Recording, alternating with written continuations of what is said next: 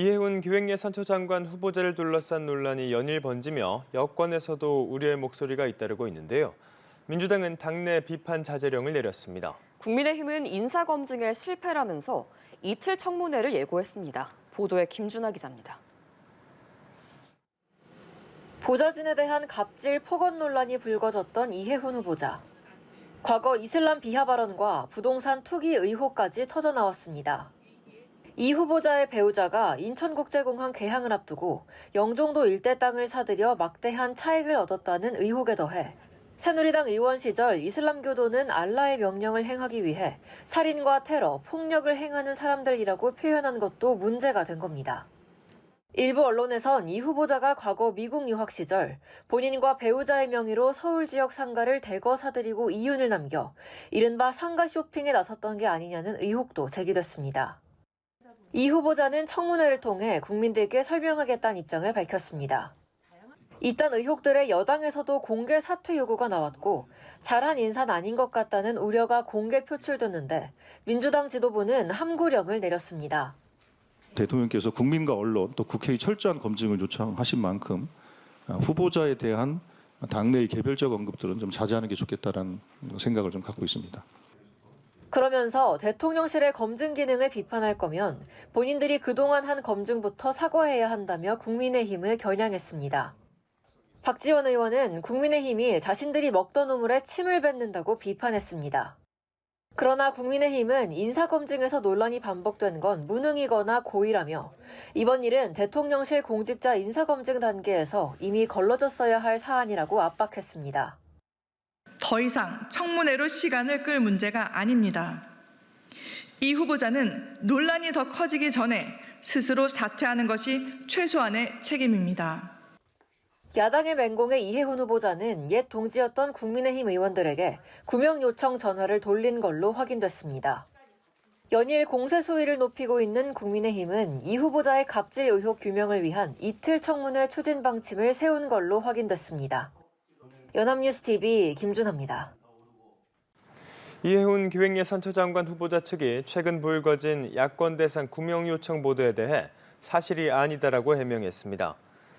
인사청문회 지원단은 언론 공지를 통해 기재위 의원들에게 인사 전화를 했고 통화가 안 될 경우 다시 전화하겠다는 취지의 메시지를 보내기는 했으나 살려달라는 메시지를 보냈다는 것은 전혀 사실이 아니다라고 밝혔습니다. 앞서 일부 매체는 이 후보자가 야권 의원들에게 전화를 걸어 호소하거나 살려달라는 식의 장문의 문자 메시지를 보냈다고 보도했습니다. 지원단은 이 후보자가 남긴 실제 문자 메시지도 공개했습니다. 네, 기획예산처 장관 후보자로 지명된 이해훈 전 의원이 과거 국회의원 시절 보좌진에게 상호 감시를 하게 했다는 의혹 등으로 추가 고발됐습니다.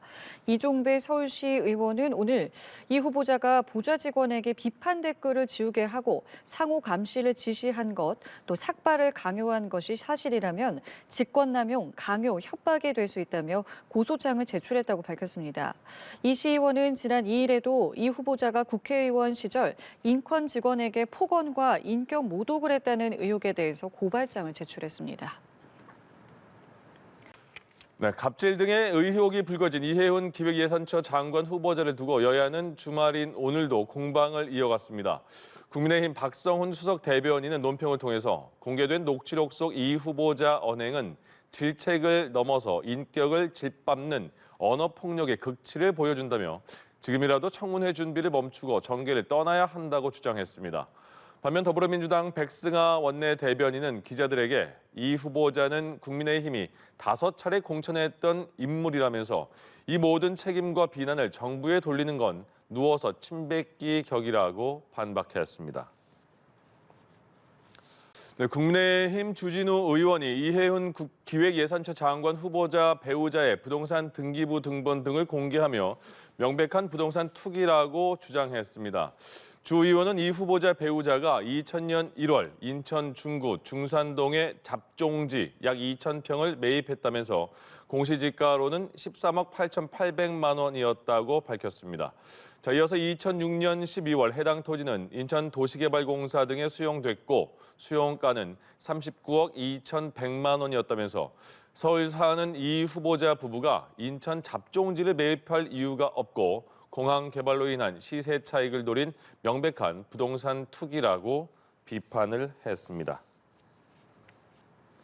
이해훈 기획예산처 장관 후보자에 대한 탄핵 반대, 폭언 등 과거 논란들이 연이어 불거지면서 여당에서 처음 공개적인 사퇴 요구가 나왔습니다.